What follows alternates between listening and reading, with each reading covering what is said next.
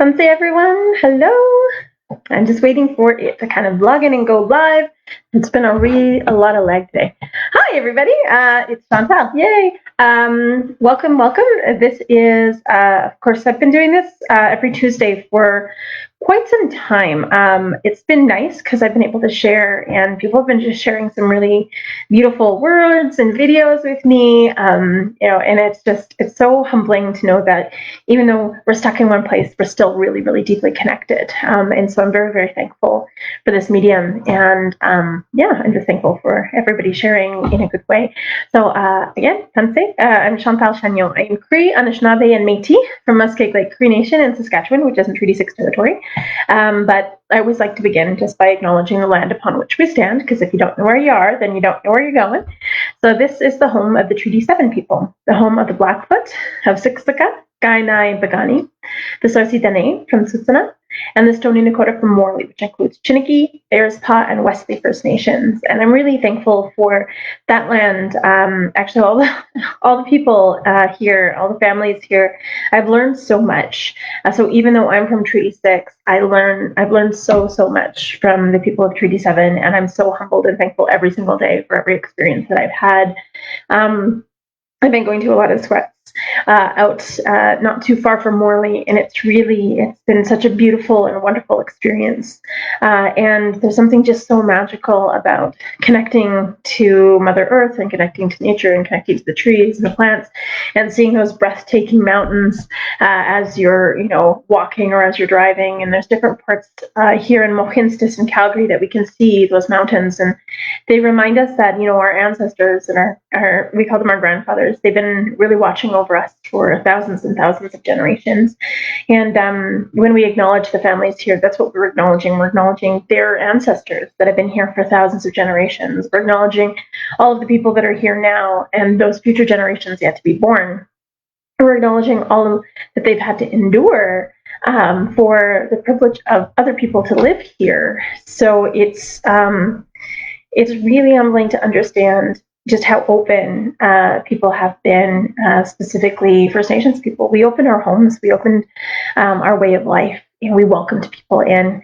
And unfortunately, powers that be, governments kind of twisted that a little bit. And so it's kind of bittersweet when we celebrate, I put that in quotation, celebrate Canada Day, because it's really a reminder of the inequality that is still existing in Canada, in Turtle Island. It wasn't known as Canada before. Canada technically means village. So if it means village, why aren't we treating people like we're in a village? We're all together in this. We take care of each other, nobody gets left behind. And that's truly what we need to observe. So when we acknowledge the land, we acknowledge that relationship that we need to have with each other, the relationship that we need to have with the land, but also the relationship that we need to have with ourselves. Because if we're not full ourselves, it makes it harder to connect with other people. I also acknowledge Métis Region 3, because this is why I wear my Métis hat, because I'm very proud to be Métis, and Métis mixed. It was two people coming together. The symbol for it is the infinity sign, and that infinity sign is those two people, those two sides coming together to create one whole. And it continues to go on and on and on for generation after generation after generation. So our ancestors will continue to be here again and again and again.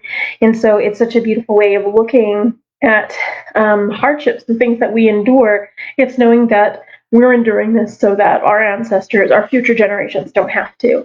It's also looking back and recognizing all that our ancestors have gone through to bring us here, and just the beauty that we have around us, how we can appreciate all of these things because we've gone through so many dark times. It's not to say that now is perfect, because it certainly isn't, but it's to say that we're part of that. We're part of working on those things so that our future generations can have a better world and a better life. And that's truly really what we're acknowledging when we acknowledge the land. It's such a huge responsibility for us to do that. And I think oftentimes when we hear those words, they're very shallow, they're very hollow. And I know there's probably going to be so many Canada Day celebrations tomorrow that won't really know why they're saying those words. So it's really important to dial it back and be like, this is why. It's because we have a responsibility to do this. We have a relationship, and we have so much to be thankful for. So that's why. So that being said, I'm going to warn you today. I had dental work done this morning, so one side of my face is still a little numb. I'm smiling now, which is a lot better than a couple hours ago. But if I kind of slur a little bit, that's why. So still working out some Novocaine. But I wanted to share the Creek Welcome song just to welcome everybody into the circle today. This isn't my song. This is a song that I share because I think it's so important. Normally when we sing songs, we sing in rounds of 4 to honor the 4 directions of the medicine wheel. But this song is a little bit different. We actually sing it in rounds of 3, and that's to keep the circle open and welcoming so everyone completes the circle today. Because in a circle, we're all connected. There's no beginning, there's no end. No one is greater or less than anyone else in the circle, just like in the hoop of life. So it teaches us to really honor each other for those differences. Because if everybody was exactly the same, the world would be really boring, but nothing would be created, nothing would get done. And so we need those balances. We need, those healthcare workers. We need people who take out our garbage. We need, those teachers. We need those caregivers. We need all of those people. We need just as much as we need the doctors and the lawyers and, the activists. We need all of those people. Even politicians, even though they need to dial it back and realize that they're in a position of service. And I think once we start getting people who want to be of service into those service positions as politicians, that's when we're truly going to see those changes. So that being said, and when we share the welcome song, we sing it in 3 rounds to keep the circle open. Everyone completes the circle today. And Miasin, which is the Cree welcome song, it doesn't just mean welcome. It also means beautiful. And I thank the Nataha family for keeping this song alive and keeping the story alive, because for many, many generations, it was illegal for us to speak our languages, for us to share our stories, for us to share our songs. And so for us to be able to share these again in public, but also for those families to have maintained these stories and these songs for our future generations, it shows how resilient a people can be and how important the knowledge behind these are. Because a treaty was a way to share that knowledge, share that understanding, and we're starting to finally be able to share it in a good way. And so, yes, welcome and beautiful. I'm going to stand up to sing.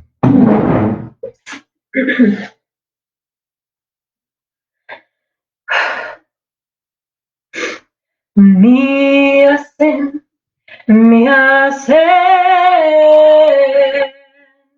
hasemina,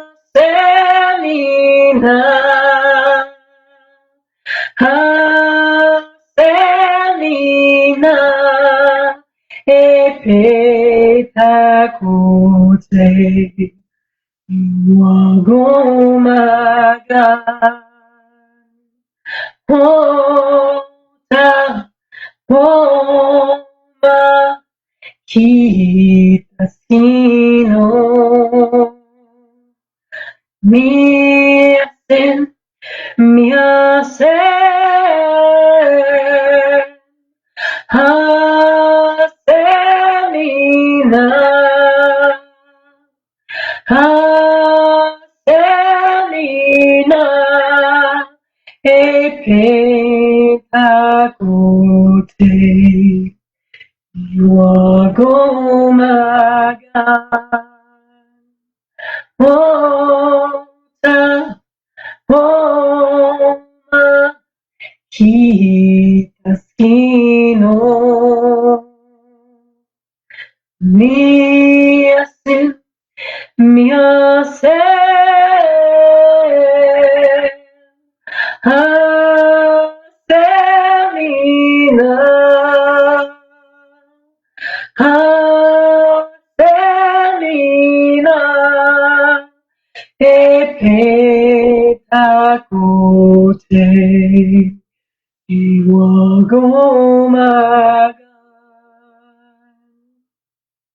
Hota, homa, kitaskino.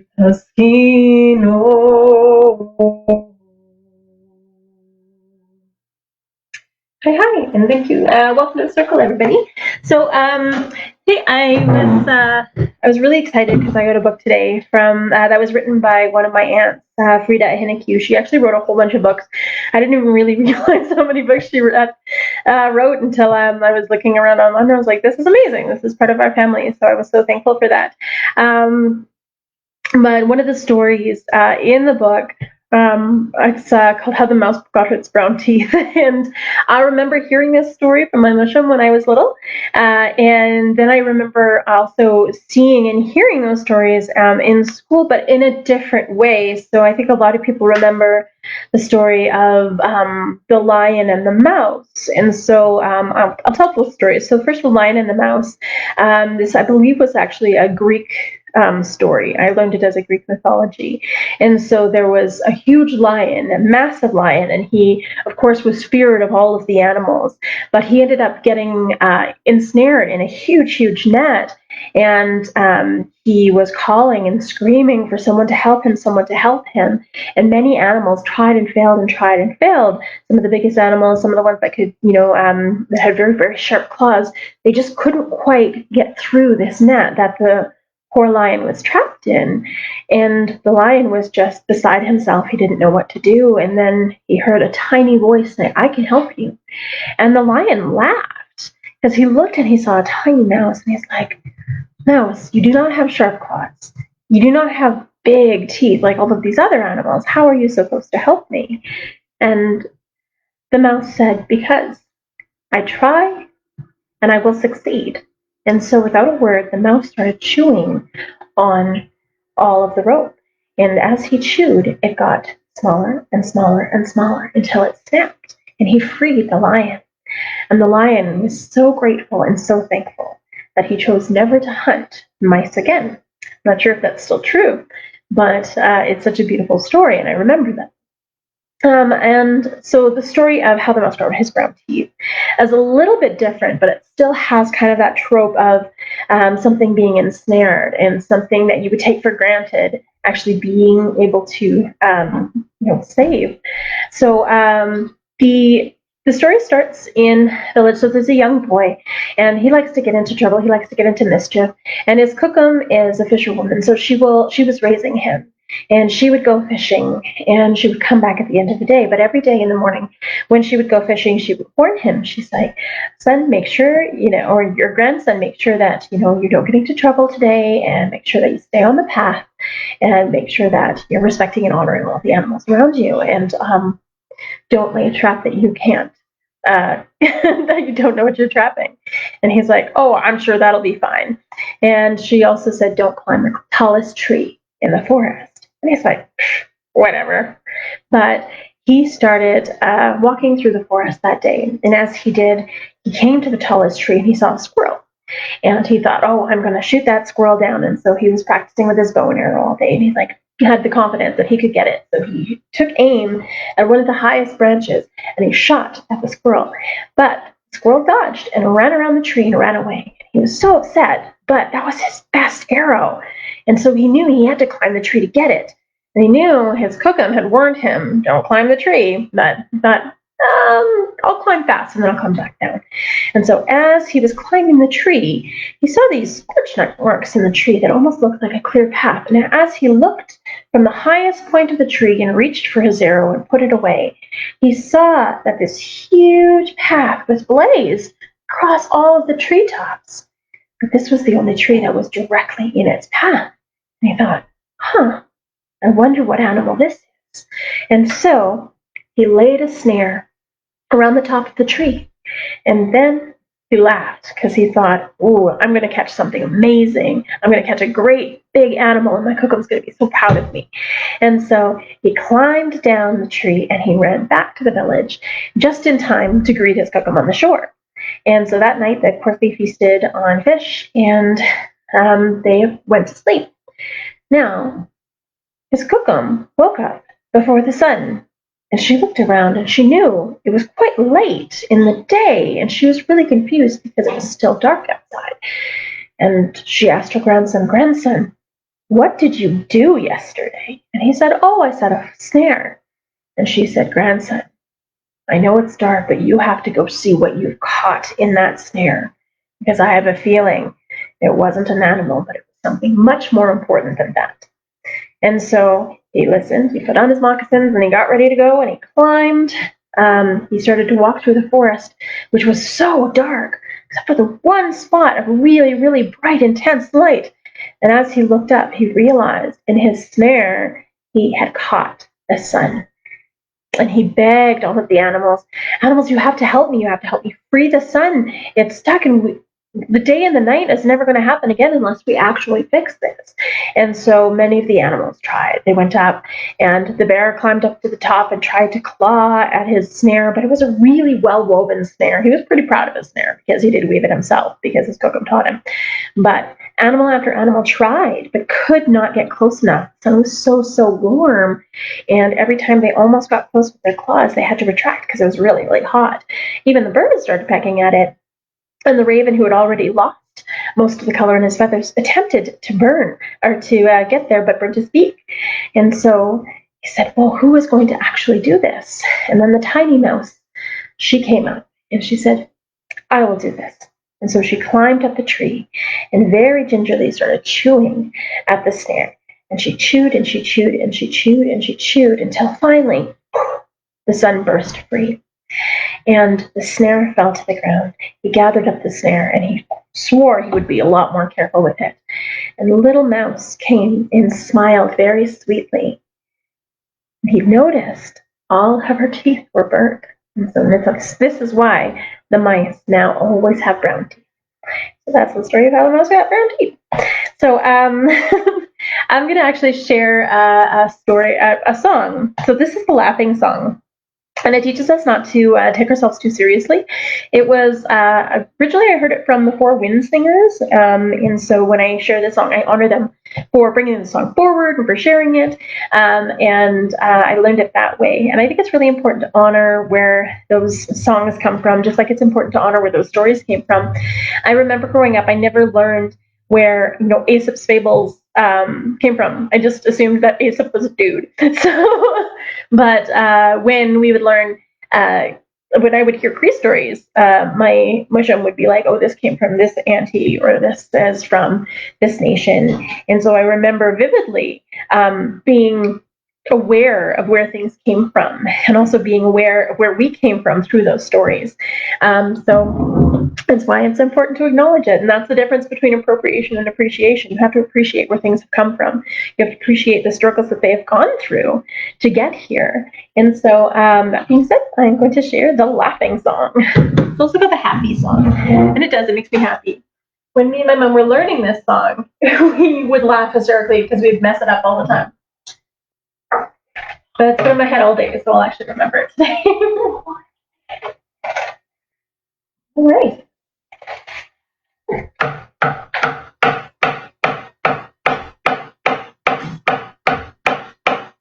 Hey hi yo, hey hi hi yo, hey ho, hey ho, hi yo, hey ho, hey ho, hey yo.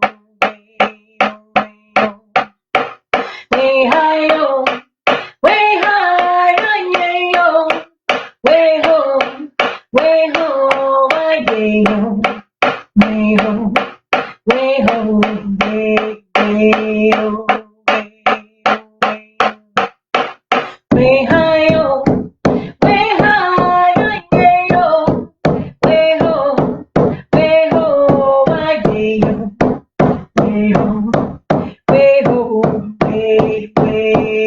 ho, way, way ho, way hi yo, way hi yo, way ho, hi yo, way ho, way ho, way,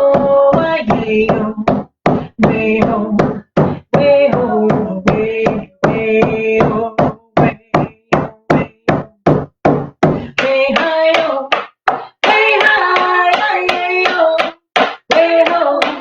Way ho, way yo, way ho, way ho, way ho, way hi yo, way hi yo, way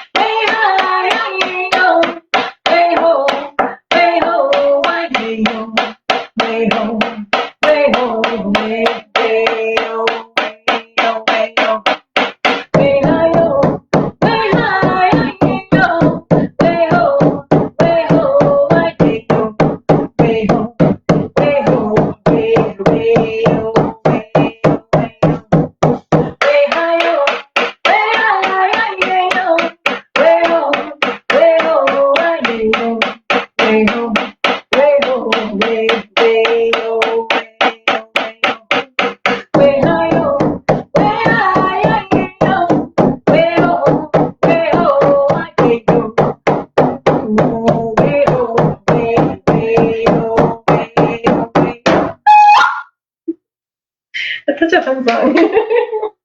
I like it because it speeds up. We have another song that speeds up a lot too, which is the water song, which I'm probably going to sing close to the end, just because I have been reminded of it every day with the beautiful storms. And I'm really thankful for the storms because they just really remind me of regrowth and renewal, and that we can get through anything. And sometimes we need those storms to really appreciate when the sun comes out.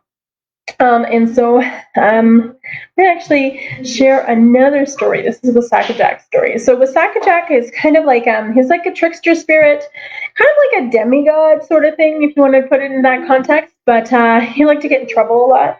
And so this song is Wasaka-Jack catches the moon, or reaches the moon, depending on the translation. And this was also translated by my auntie Frida Hennekew. Of course, I got a bunch of her books today, so I wanted to share these beautiful stories because I think they were just so beautiful and timeless and precious to be able to share.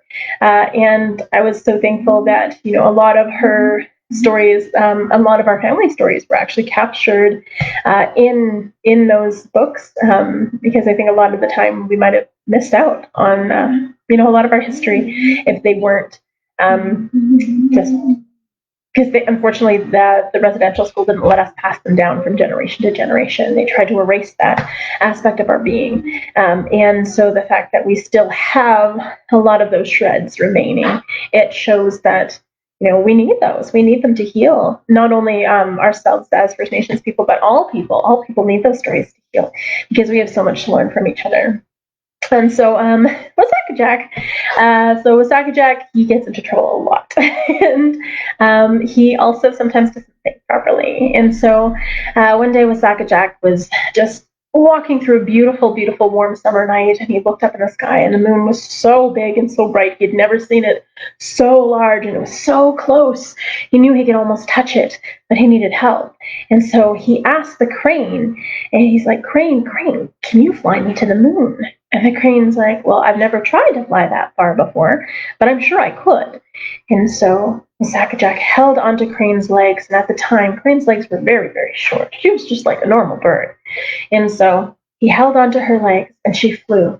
She flew higher and higher and higher, and they were flying for so long, and they were flying so high that the crane started to get really, really exhausted. And Wasaka-Jack's arms almost felt like they were going to pop out of their sockets because he was holding on so tightly for so long. It was such a long journey straight up.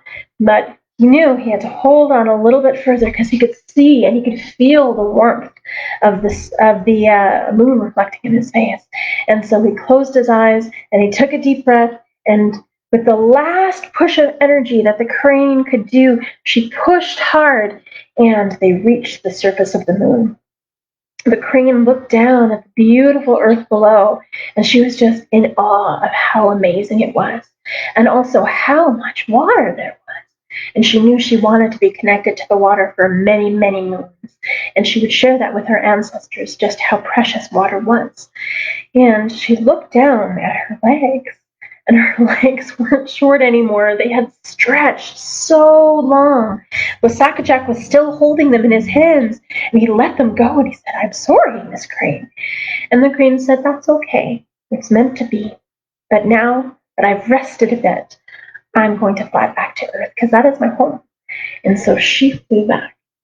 And Wasaka-Jack looked around, and he saw how beautiful the stars were, how amazing the view of the earth was, how incredible the landscape was, and how desolate it was. It was so quiet. He could just rest and not worry. And so he said, I will live here forever. And so the next day, the moon got a little smaller. The next day, it got a little smaller. And continuing day after day, it started to shrink smaller and smaller and smaller and smaller, until about the 13th day, where it was nothing but a little sliver, and Wasaka-Jack was holding on for all of his might, determined to stay here on the moon. And then, the 14th day, the moon disappeared.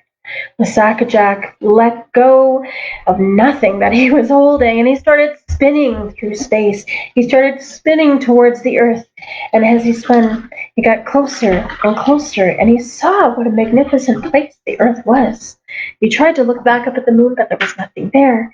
And then he asked, he's like, Earth, Earth, you've got to save me. I created you. I need a soft place to land. I'm falling too fast.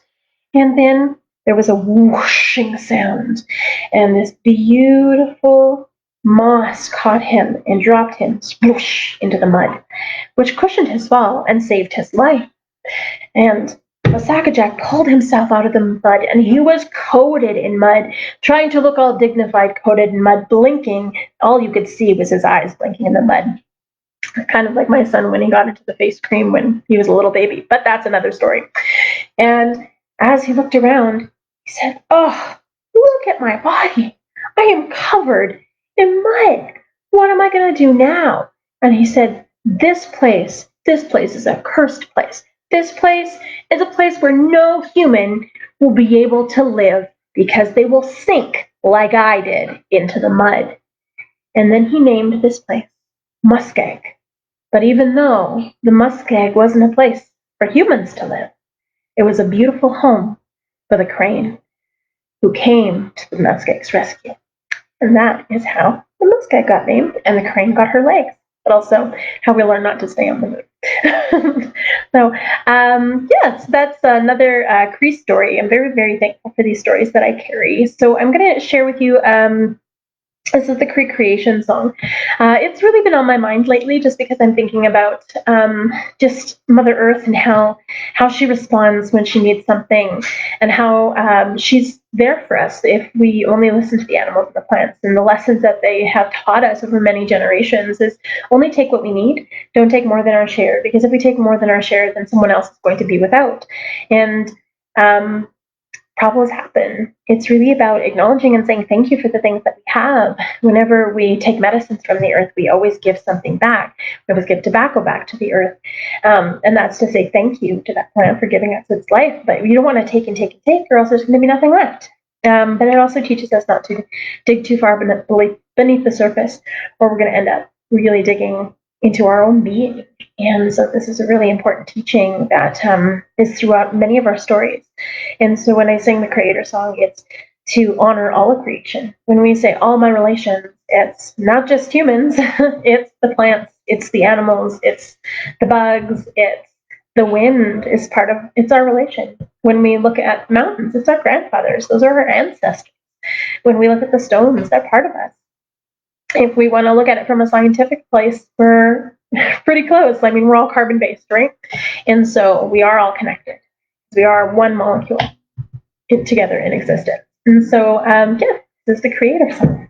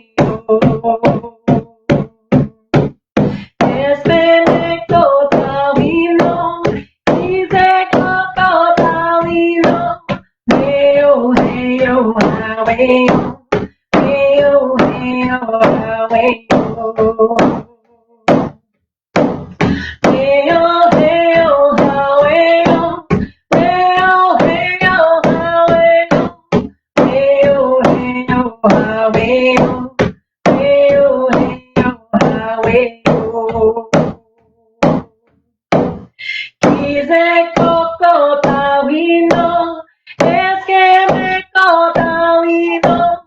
Weo, weo, ha, weo.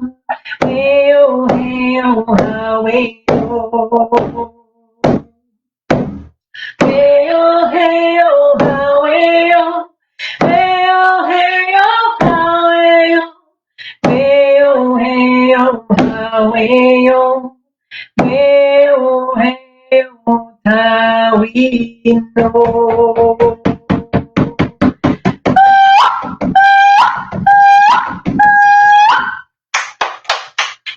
Thanks. You're welcome. Someone's clapping over there.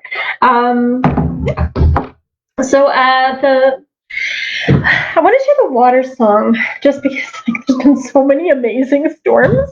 But how when I first learned it, I thought it was called the rain song because to me it does sound like a rainstorm. When I was at a family reunion, and me and my cousin were kind of singing a few songs, and I was like, "Oh yeah, I love the storm, the water or the rain song." She's like, "What song?" So I started singing. She's like, "That's not the rain song. That's a river song." I was like, "What?" I'm like, "No, it's the rain song. Can't you hear it? Like you can hear the rain coming down, and you can hear like the thunder and the lightning." She's like, "No, you can hear the river flowing, and then you can hear like the rapids, and then like the huge waterfall at the end." I was like, "No." And then my other cousin who heard us arguing, she said, "What song are you guys talking about?" And so I started singing it. She's like, "That's the ocean song." We're like, "What?" She's like, "It's the ocean song because you can hear the the waves rocking back and forth, and then the waves crashing, and it's like builds right to these huge waves." And so we started arguing. We started arguing: is it the rain song? Is it the river song? Is it the ocean song? And then, of course, my auntie, she just comes up behind us and she's like, "What's wrong with you girls? It's the water song." So we were told it's the water song. And so we don't argue about that anymore. So this is the water song. And sometimes I catch myself and I'm like, "No, it's not the rain song, it's the water song." But in it, you might hear the river, you might hear the ocean, or you might hear the storm. No matter what it is, you're going to hear that water, you're going to hear that ebb and the flow of it. And what this song teaches us, it's really about honoring our emotions, honoring the way that water flows, just like our life flows, just like our emotion flows. This is why our emotions are liquid. This is why whenever we're emotional, we leak from our face, we cry. But it's really about honoring our tears. It's about honoring our emotions, honoring those highs as well as those lows, knowing that if everything was the same all the time, well, A, it would be really boring, but we wouldn't appreciate the good in our life. Just like sometimes we need to have those really, really awful things happen so that we can really appreciate the blessings that we have. Sometimes we have to go through those storms. We have to go through that huge waterfall, that huge eruption, and those waves crashing to be able to come out on the other side stronger and healthier and more wise. And it's a blessing. And yeah, water is life. Thank you, Marian. Absolutely. It teaches us that we need that water to survive. So it's really about honoring the connection that we have to water. Because with us, we only can survive 3 days without water. So it is necessary. We need water to survive. And the building blocks of life is water. It's hydrogen. So this is what fuels us all. It's what connects us all. It's what we all need. And it comes from creators. So we're really, really thankful for the water in this song. That's what we're honoring, that ebb and flow. And so when we sing it, we start slow, and then we build and build and build and build and build, and then we go absolutely crazy. We say ludicrous speed if we start too fast, and then we just taper off at the end. And this is one of the songs that it's so beautiful to be able to share it in schools, and I've learned it from several different sources. So I think Otomenque singers, I believe, sing it on YouTube, but I also learned it from a couple different groups. But the thing is, once I heard it once, I was able to pick up on it because I remember hearing it when I was little, when we were at a family gathering, and I was like, "Oh, I like that." And so there's a lot of songs that it's funny, you'll hear them and then they'll come back to you later in life. And I always say that if a song sticks with you, it's meant for you. And so just hold it in your heart. And yeah, please, if you can, sing along. If not, that's okay too. That's what archiving videos is for, right? So this is the water song.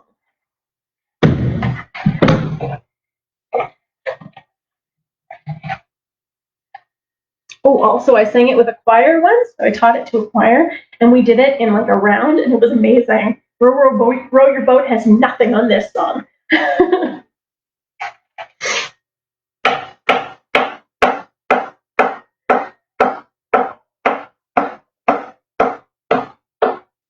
Wishika doya, doya, doya, wishika doya, doya day.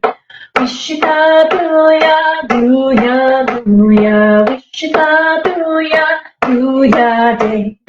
Wishika doya, doya, doya, wishika doya, doya day. Wishika doya, doya, doya, wishika doya, doya day. Wishatneya, hey ya, hey ya. Wishatneya, hey ya, hey. Wishatneya, hey ya, hey ya. Wishatneya, hey ya, hey. Wishatneya, hey ya, hey ya. Wishatneya, hey ya, hey. Wishatneya, hey ya, hey ya. Wishatneya, hey ya, hey. Wishika doya, doya, doya. Wishika doya, doya, day. Wishika doya, doya, doya. Wishika doya, doya, day. Wishika doya, doya, doya. Wishika doya, doya, day. Wishika doya, doya, doya. Wishika doya, doya, day. Wishatneya, hey ya, hey ya. Wishatneya, hey ya, hey. Wishatneya, hey ya, hey ya. Wishatneya, hey ya, hey. Wishatneya, hey ya, hey ya. Wishatneya, hey ya, hey. Wishatneya, hey ya, hey ya. Wishatneya, hey ya, hey. Wishika doya, doya, doya. Wishika doya, doya, day. Wishika doya, doya, doya. Wishika doya, doya, day. Wishika doya, doya, doya. Wishika doya, doya, day. Wishika doya, doya, doya. Wishika doya, doya, day. Wishatneya, hey ya, hey ya. Wishatneya, hey ya, hey. Wishatneya, hey ya, hey ya. Wishatneya, hey ya, hey. Wishatneya, hey ya, hey ya. Wishatneya, hey ya, hey. Wishatneya, hey ya, hey ya. Wishatneya, hey ya, hey. Wishtadoya, doya, doya. Wishtadoya, doya, day. Wishtadoya, doya, doya. Wishtadoya, doya, day. Wishtadoya, doya, doya. Wishtadoya, doya, day. Wishtadoya, doya, doya. Wishtadoya, doya, day. Wishatneya, hey ya, hey. Wishatneya, hey ya, hey. Wishatneya, hey ya, hey ya. Wishatneya, hey ya, hey. Wishatneya, hey ya, hey ya. Wishatneya, hey ya, hey. Wishatneya, hey ya, hey ya. Wishatneya, hey ya, hey. Wishtadoya, doya, doya. Wishtadoya, doya, day. Wishtadoya, doya, doya. Wishtadoya,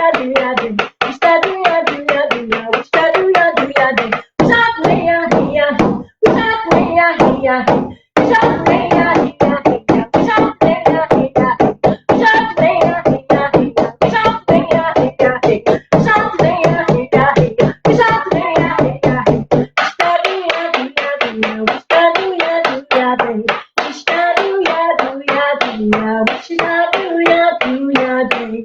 Wishtadoya, doya, doya. Wishika doya, doya, day. Wishika doya, doya, doya. Wishika doya, doya, day. That's a really fun song. I love sharing that with kids in school because I get them to like clap their hands and stomp their feet when they do it. And like by the end of it, they're just like loving it. It's the best. And I really miss that. I really miss teaching in schools and sharing with kids of all ages. I say that because in university, the kids just get right into that too.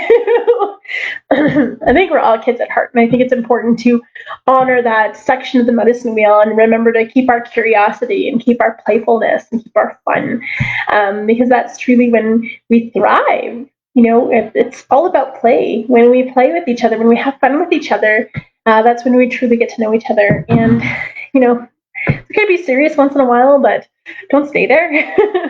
And so I wanted to actually share the Raven song and the Raven story because I know I had shared it on one of my first broadcasts. And it's just such a great story and a great song.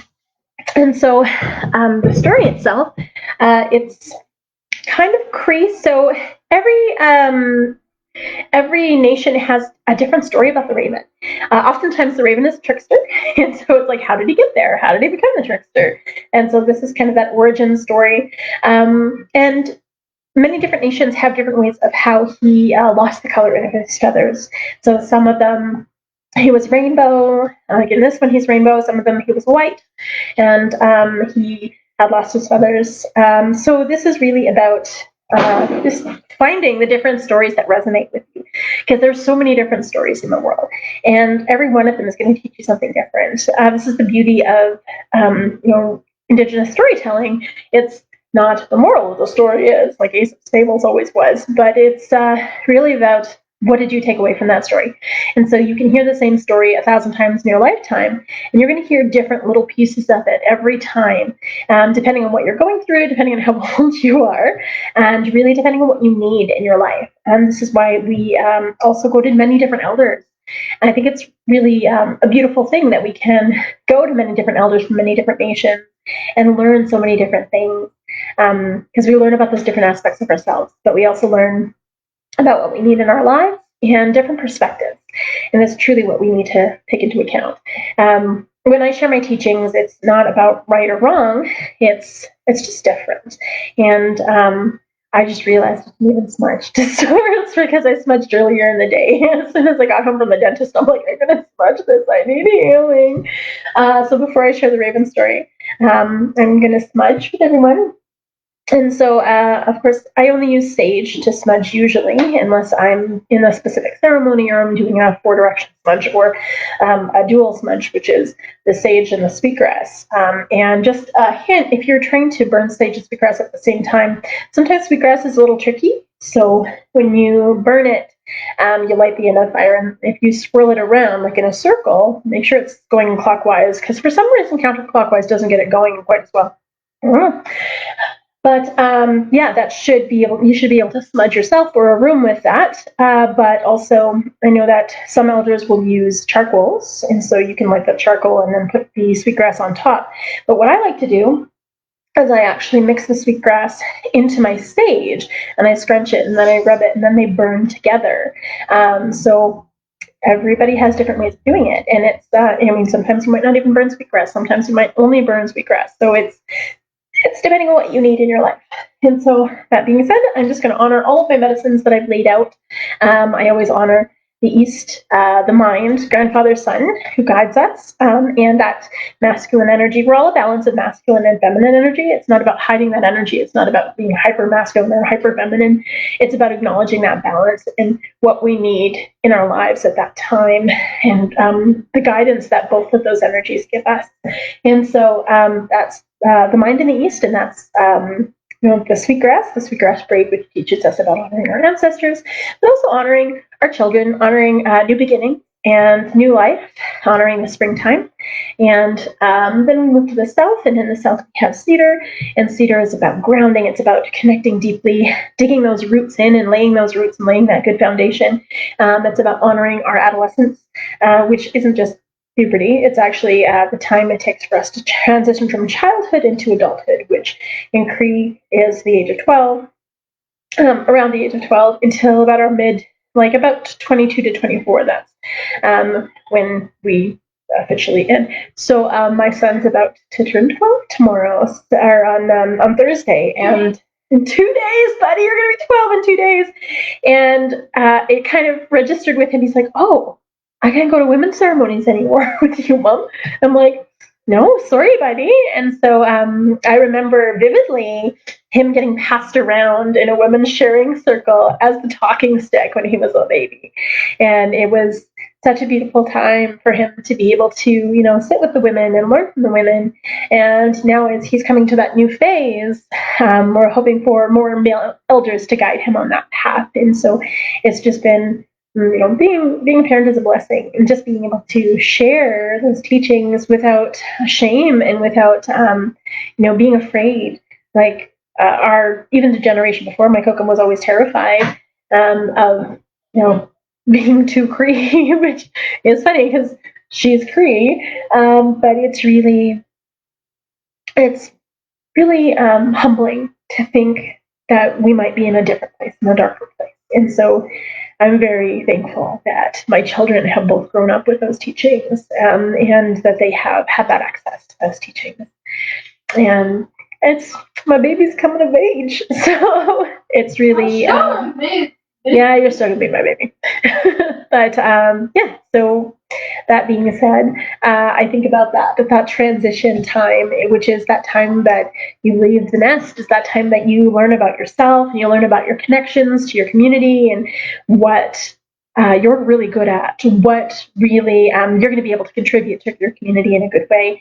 And it's really hard in that phase because it's really about that's the phase where you have like parental pressure and peer pressure and school pressure and work and all of these things kind of pushing at you, telling you what you should be and what you should do. Whereas we need to just dial it back and really come to the core and the essence of who we are in that time to be able to define ourselves and move forward and be able to contribute to our community in a good way. And so, yeah, such a gift to be able to see him coming into that phase of life. My eldest son, he's coming out of that phase of life. So he's 22 now. So it's very different to see them. And I'm like, no, Cloud's my eldest, but he's still my baby. So they're still both my babies. But yeah, I see both of them in both of those phases of life and both moving forward in a good way. And also with the cedar, it's really good. So I had to go to the dentist today, but I have had a toothache for the last several days. And what I've been doing is I've been chewing cedar and putting it up against my gums. And it's actually helped stave off infection, and it's numbed my gums, so it hasn't hurt. So if you have a toothache, chew on cedar and put it against your gums. But I'm going to warn you, it tastes like garbage. So just like cedar tea, amazing for like throat pain. It's amazing for it's actually antibacterial, antifungal, antiviral. It's really good for, it's an antihistamine. Awesome for allergies. It's really good for pretty much everything. So I drink a lot of cedar tea when I'm feeling a little under the weather. It's awesome, but also great for mosquito bites. And trust me, there have been a lot of mosquitoes. So just chew the cedar, put it a little bit on the mosquito bite, and it'll actually make it not itchy, which is great, and it'll suck the poison out, which is great. So yeah, little hint. This is like my camping thing. I always bring cedar with me if I can't find any. And so the next phase is the West, which is sage. That is considered the women's medicine, but it's really a community medicine. It's for everyone, which is really beautiful. And this is why we burn it in every ceremony. Now, when we go into ceremony, and it's a mixed ceremony. If a woman's on her moon time, usually she's really strong and really powerful because she's already going through a ceremony. So it makes sense. Don't double up. Also, because she's so powerful, all of that energy wants to come to her. She's like the sponge for energy. And so out of respect and honor for those other people that are in that circle, we take a step back so that they can have that energy, that healing that they need, because we're already going through that cleansing and healing. But sage is universal, so we can smudge with it at any time. Some teachings will say, don't smudge when you're on your moon time, but like I said, everybody's teachings are going to be different. It's not right or wrong, just different. And so it's really about acknowledging that. Also, it's important not to call people out for being on their moon time. So if you're in a place where, they're not burning sage and you have to take a step back, it's almost like a calling out. So if you're doing a public ceremony, I always only use sage because it's not right. It's not my business if you're on your moon time. If you feel like sharing that, you can. But I'm not going to call people up for doing that because it's not right. And so that being said, we honor it, and we honor that moon time. We have grandfather sun in the east. We have grandmother moon in the west. So there's that balance, and grandmother moon controls the tides. So that's why grandmother moon and our moon cycle is directly connected to the water, which is that healing. It's that nurturing. It's that life-giving power. That life, water is life. It is.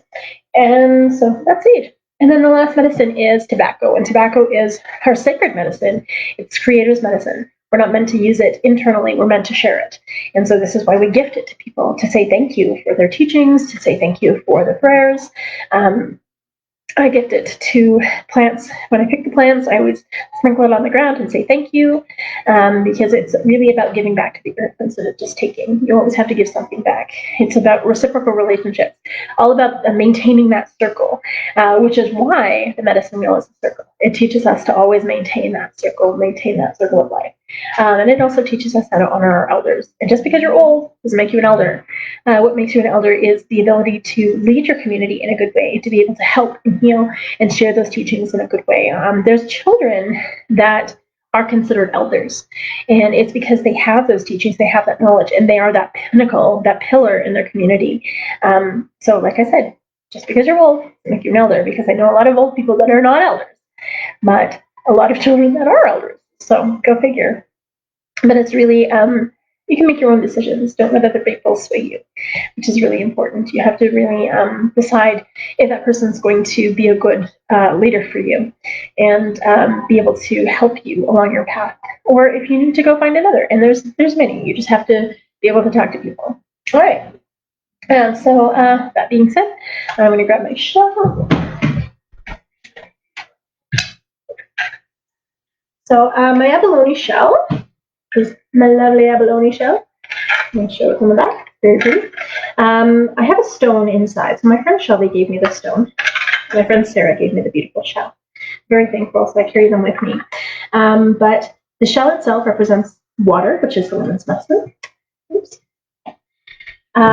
The medicine, whatever we put in, represents earth because it comes from the earth. When we light it on fire, it represents fire, which is new beginnings, which is grandfather's sun, and that's our mind. And then the smoke going up to creator is air, which is our spirit. And so that's the way we pray. But sometimes when I say pray, people are like, "Oh, pray." But all prayer is intention. It's setting that intention. It's giving thanks. It's appreciating what you have around you and asking for the things that you need in your life. And it's also sending that love and intention to the universe or to other people that you need, that need that healing and that help. And so when we smudge, it's also our way to just like clean. It gets everything off. Like if we're carrying any energy with us and we just want to relax, we smudge and we feel like 1,000 times better. I know that whenever I'm really, really stressed out, I'm like, oh my gosh, why am I so stressed today? Oh my God, I haven't smudged yet. And so I'll smudge and then I'll feel like 1,000 times better. I know that when I was going through a really deep depression, what brought me out of it was smudging every day and was drumming every day. And so it was such a beautiful gift to be able to really reconnect with myself and my ancestors. And that's truly what smudging is. And many, many different, whether it's called religions or spiritualities or different practices, actually do incorporate smudging, and that sometimes it's not called smudging, it's called other things, and it's using smoke as a way of purification, and as our way to just really reconnect to the basics of who we are and what we need in our spirit. So it balances us. It's really asking for that balance. So it's lovely. So we're gonna grab this up.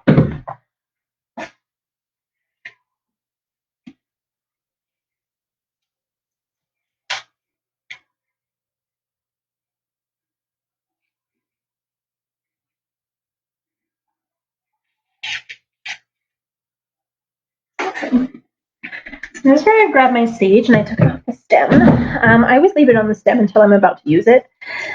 Even when I gift it to people, I always leave it on the stem. So when you pull the leaves off, it actually holds your energy, it holds your intention. And so you don't want to dictate how somebody's going to pray or how somebody's going to use it, or even if they pass it on as a gift.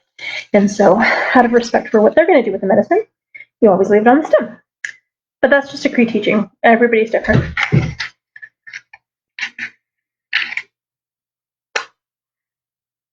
Oops. We're back. My buffalo lady earrings. White buffalo calf woman. That's another story I should share next time.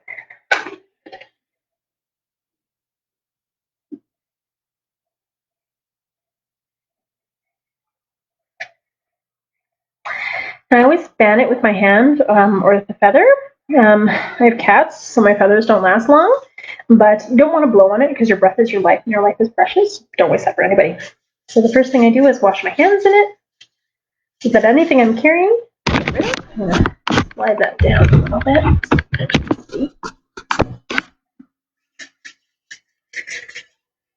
And I bring it over my body 4 times.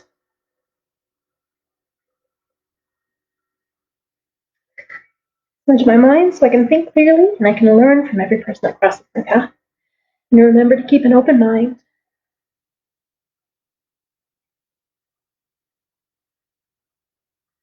and always learn. I smudge my ears so I can be open to hear all of the messages Creator sends me, and also to remember I have 2 ears and 1 mouth, so I should listen twice as much as I speak. I smudge my eyes so I can see all of the beauty that Creator's here around us. Very thankful for my vision, but also so I can have the foresight to do what I need to do in this world. Smudge my nose so I smell danger and cookies. I smudge my mouth so I speak true and kind words that are helpful, benefit mankind, and of truth.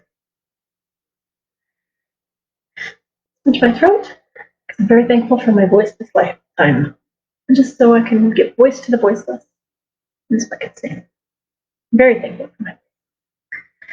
Smudge my lungs so I breathe good, clean air, and also so my asthma feels a little bit better.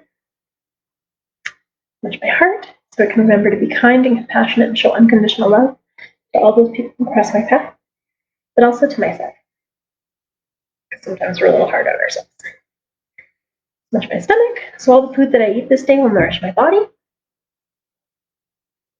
Smudge my womanhood, I'm very thankful to be a woman and a mother in this time. Even though I'm a two-spirit woman, I honor my body this way.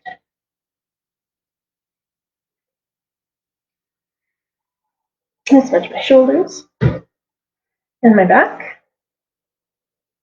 so I can carry all of the responsibilities that Creator's gifted me with grace and humility. I'm also very thankful for a lot of the responsibilities I've been given and the learnings. Smudge my arms and my hands so I can remember to walk this earth so I can do the good work Creator's put me here to do.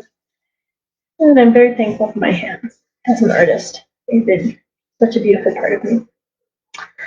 I smudge my legs so I can remember to walk this red road in a good way.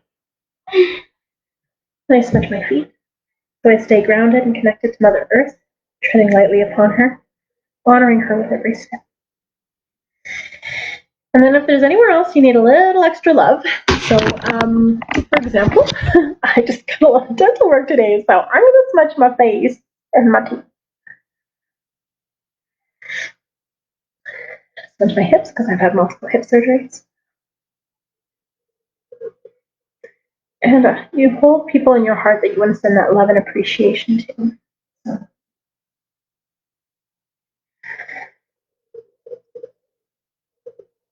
And then when you're all done, you say hi, or merci, or grazia, or however you say thank you in your language, because your language is important. That's the way you communicate with Creator. All right. That being said, the Raven song in the story, I'm going to go a little over today, but that's okay. I thought I would actually cut it short because of my teeth, but no, it's good.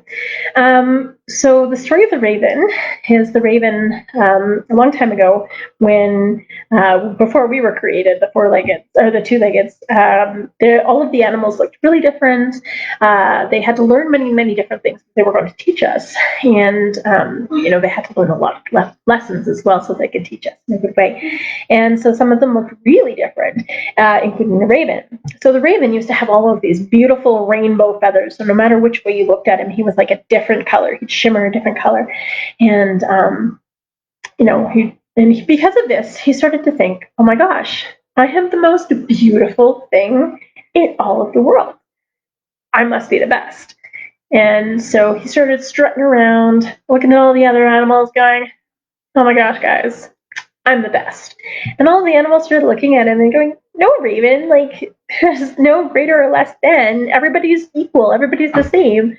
Nobody's better than anyone else. He says, except for me, because look at me. Obviously, I'm the best. I'm rainbow. I can fly. I'm super smart. I am the best. And so all of the animals started to think about it. Well, if Raven was the best, then maybe we're not special at all. And so they started to feel bad, and they stopped doing what made them amazing. And so all of the world started to fall apart because the pollinators weren't pollinating, the cleaners weren't cleaning. All of the animals that had jobs that made them incredible stopped doing what made them incredible. And the whole world just started falling apart and crumbling. And the bear, who keeps everything in balance, looked around and was like, whoa, wait, what is happening right now? what is going on? And then he asked, he's like, what, beaver, why aren't you cutting down trees? Like, look at your teeth. You need to do that, man. And the beaver said, well, unfortunately, we're not special. So why should we even try? Why should we even bother? And the bear was like, what do you mean? Who told you that? And they said, well, the raven told us that. The raven said that he was the best. So why should we even try? And the bear said, that's ridiculous. Nobody's greater or less than anyone else. We all need each other. Look at the world. Look at the world around us. It's falling apart because nobody's doing what makes them amazing. Tell you what, everyone. You do what makes you incredible. You do you. And I'll go talk to the raven. And so the bear lumbered over to the raven to say, hey, raven, what's going on? You're making everybody feel bad. And the raven's like, well, it's not my problem that I'm amazing and I'm gorgeous and I'm fabulous and I'm obviously the best animal. Creator must love me the most. And the bear said, that's ridiculous, Raven. Nobody's greater or less than anyone. We all have different abilities. We all have different things we're going to teach two-leggeds when they get here. And the raven said, well, except for me, like, they're just going to look at me and be amazed because I am the best. And the bear said, no, Raven, you're not the best. I mean, come on, like, everybody here is incredible in their own way. And Raven again said, no, I'm the best. I'm obviously the best. I mean, look at me. I'm smart. I'm gorgeous. I can fly. I'm obviously the best animal. And so the bear went back and forth with the raven, trying to just get him to calm down and also trying to get him to see that he was wrong and that he was not the best. Until finally the bear got frustrated and fed up and it's like, okay, fine. Raven, if you're the best, go and catch the sun. And the raven, who wasn't thinking and realizing that no animal can catch the sun, was like, psh, yeah, of course I could catch the sun. I'm the raven. I'm the best. And so without thinking, he took off and he flew higher and higher and higher. And as he got closer to the sun, he got warmer and warmer and warmer. And then he was determined to catch that sun. So he flew higher and higher and higher until he was just about there, and his feathers burst into flames. He was like, oh my God, and then he crashed into the ocean. And as he swam to the shore, he pulled himself out and looked down at his magnificent rainbow feathers that weren't rainbow anymore. They were completely singed, completely burnt. He was mad. Man, was he mad. He was so mad. How dare the bear play that trick on him? And so he started marching angrily over to the bear. Well, he was a bird, so he started hopping angrily over to the bear. And as he was hopping along, because he did fly quite far, he started passing all of the animals that he had made feel bad. And he watched as they did incredible things. He watched as all of the ants worked together to clean up different things. He watched as the termite ate away at the dead trees and they got flushed down the river. He watched as the beaver cut the trees down and made a new path for the river for new life to be born. And he watched as all of the pollinators went from plant to plant to plant and started making them grow. And he thought, wow, you guys are all amazing. You guys all have such incredible abilities. And he looked down at his feathers and he thought, oh, I'm not special anymore. And you guys are all incredibly special. And so he started to feel really bad. And he started to apologize to all of the animals as he passed them on his path back to the bear. He said sorry to many, many of the animals that he had made feel bad. And by the time he got to the bear, he had apologized to everyone.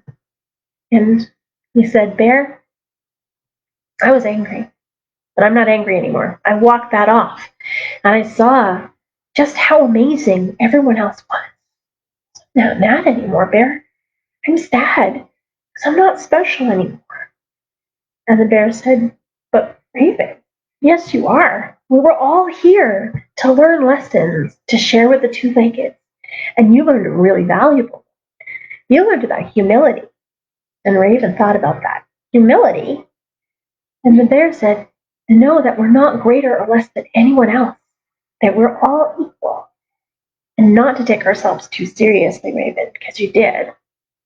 And the raven thought about it. Humility. Humility. Humility. And then he thought about that trick that the bear played on him. And then he thought, It was actually a pretty good trick. And so he started to giggle. And then, for the first time, he got his voice, which was laughter. And then he said, you know what, Bear? You're right. I'm going to teach everyone humility. And the way that I'm going to do that is by playing tricks on them. And so this is the point where the raven became the trickster to teach all of us humility. But even to this day, when we look at the raven's feathers, he still has a little shimmer of rainbow in there to remind him to stay humble. And so that's the raven story.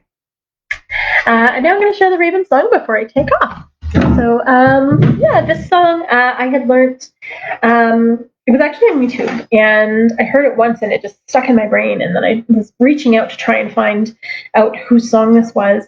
And then finally, somebody contacted me back, and we were talking. And he's like, "Well, where are you from?" I'm like, "Muskeg Lake." He's like, "Oh, well, who's your family?" And I was like, "Well, Gray Eyes, we're related." I'm like, "Oh, are we?" He's like, "Yeah. I'm a bona fide Cherokee." So this is a Cherokee song, and it's also a family song. So I'm really, really thankful that it kind of came back to me through that, the wonderful world of YouTube. But I'm very humbled to be able to share it in a good way, and it's a great, fun song, and it's really about finding your voice and honoring everybody else's voice in the circle. So, this is the Raven song.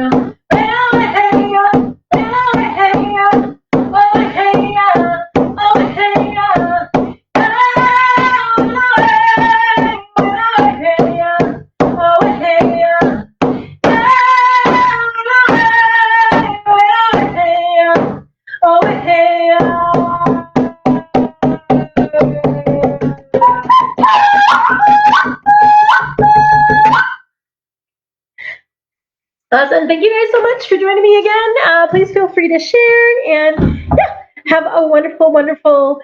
Well, it's not really a long weekend, is it? It's like a holiday right in the middle of the week. It's a very awkward thing.